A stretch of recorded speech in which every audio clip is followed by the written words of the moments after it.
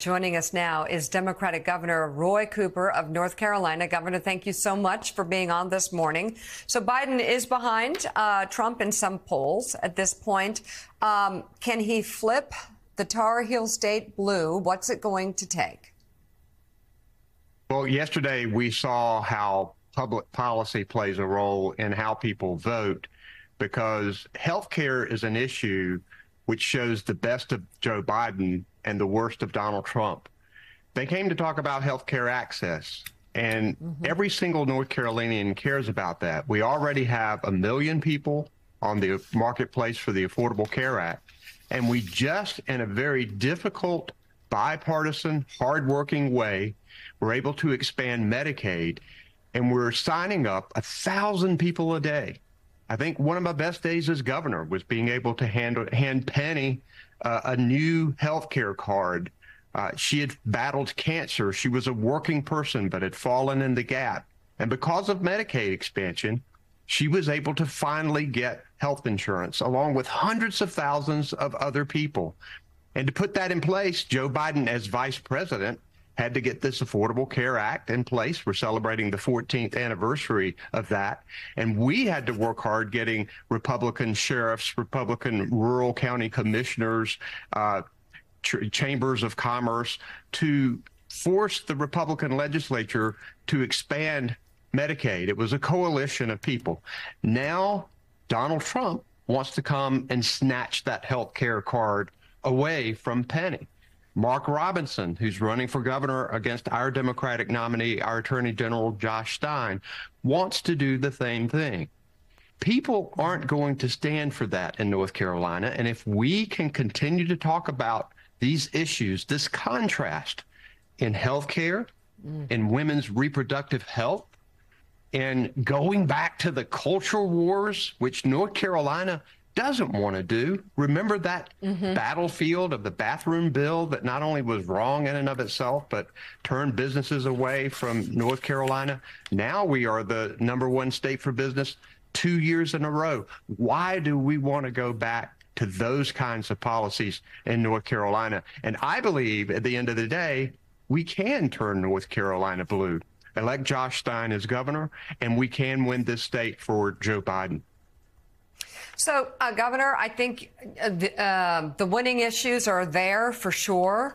But I want to ask you a question I've asked a few others on the show this morning. How do Democrats in North Carolina cope with that contrast, with the alternative, Donald Trump, who is compelling to a lot of North Carolina voters, who is selling Bibles, his own God Bless America or USA Holy Bible during a religious holiday, and using religion now in a distorted way, if I may, to make money that probably will be used for his legal bills in a hush money case, which involves having sex with a porn star and paying her off to keep her mouth shut. I know it's explicit, it's difficult, but how do you cope with the reality of this alternative who is compelling, who really sweeps a lot of voters up into excitement to vote for him? It's hard to comprehend, but it's there and it's real. And we know that all too well in North Carolina because Donald Trump has won our state 2 times. I think people have struggled to get their head around the fact that this is actually going to be a rematch of the 2020 election. And I think everyday working people who are worried about feeding their family and getting health care and looking after their parents or grandparents, making sure their kids get a good education, they really aren't thinking about politics. And I think polls reflect that, no, this really can't be a rematch.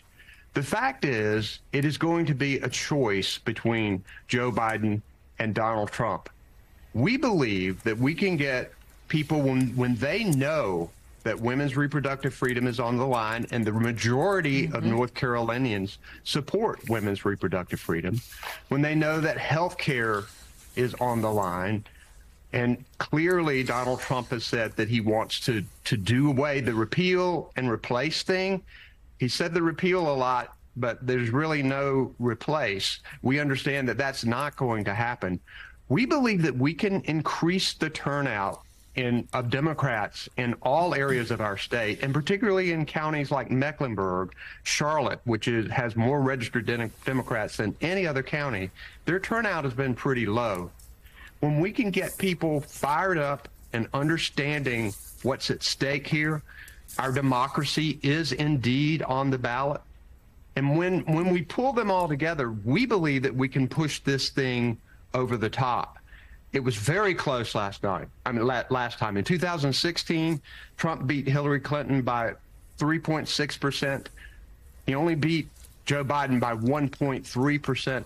Our blue counties and cities are getting bluer. We're the third fastest growing state in the country. A lot of the people coming into North Carolina are college educated. The demographics are trending our way.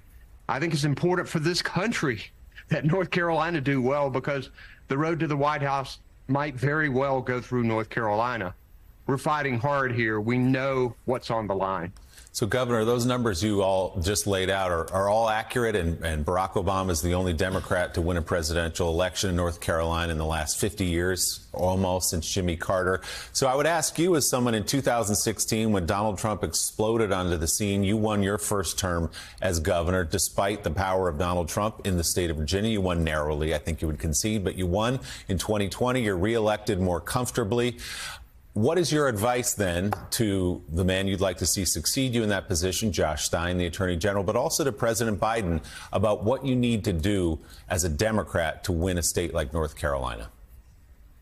Well, who they are fits the bill. Josh Stein was the head of my Consumer Protection Division when I was Attorney General. I've known him 2 decades. He has determination and grit. We know what Joe Biden has been able to do for decades in negotiating bipartisan legislation that has affected the everyday lives of Americans. I think it's important people respect elected leaders who listen to them and who act on what they have heard. That's what we have done in North Carolina. I've been able to do that. The political bubble said that you couldn't pass Medicaid expansion with the Republican legislature because the Republican leaders told them so. Yet we went to these rural Republican counties and asked them, and they talked about hospitals closing and how hard it was on law enforcement and how hard it was on small businesses to provide health insurance for their employees. And we were able to organize them to lobby their own legislators until it was overwhelming, and Republicans finally voted for Medicaid expansion. People respect hard work. I think people respect action that affects them positively. Both Josh Stein and Joe Biden have amazing stories to tell. So we're going to be telling those stories as well as warning the people what can happen. We saw Donald Trump's first presidency. I don't think we ain't seen nothing yet if he gets elected president again. For sure. Democratic Governor Roy Cooper of North Carolina, thank you very much for coming on the show this morning. Hey, everyone. MSNBC has a new and improved app. You'll get real-time alerts and analysis, live blogs, in-depth essays, video highlights, and the best 2024 election coverage. Download the new MSNBC app. Here's how to do it. You tap on the App Store on your phone. You hit search on the bottom right corner. You type in MSNBC. You click on the MSNBC app. You click on Get or the cloud icon and enjoy it.